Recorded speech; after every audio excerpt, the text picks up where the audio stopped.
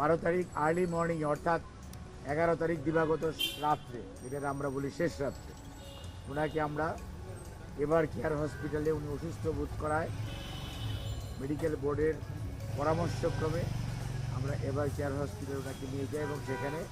Medical board পরীক্ষা নিরীক্ষা করার পর সাজেস্ট করে ভর্তি করার জন্য সেই অনুযায়ী ওনাকে এভার কেয়ার হসপিটালে ভর্তি করা হয়।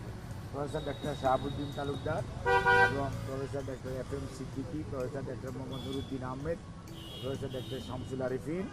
Professor doctor Abu Jafar Mohammad Saleh, professor doctor Masum Kamal এবং ডাক্তার মোহাম্মদ জাফর ইকবাল, এর তত্ত্বাবধানে উনি ওখানে চিকিৎসাধীন ছিলেন। এবং দেশের বাইরে থেকেও আমাদের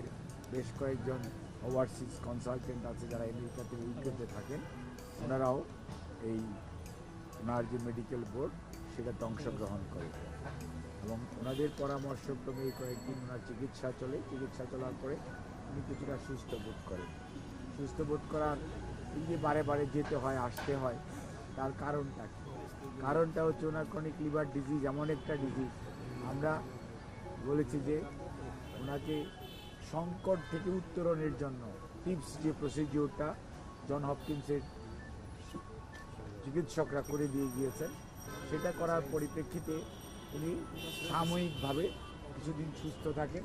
তারপরে উনি আবার অসুস্থ হয়ে যান। এই অসুস্থতাটাকে যদি কাটিয়ে উঠতে হয় তাহলে ওনাকে মাল্টি ডিসিপ্লিনারি অ্যাডভান্স সেন্টারে যেমন নেওয়া প্রয়োজন, অন দি আদার হ্যান্ড এটা নিতে হলেও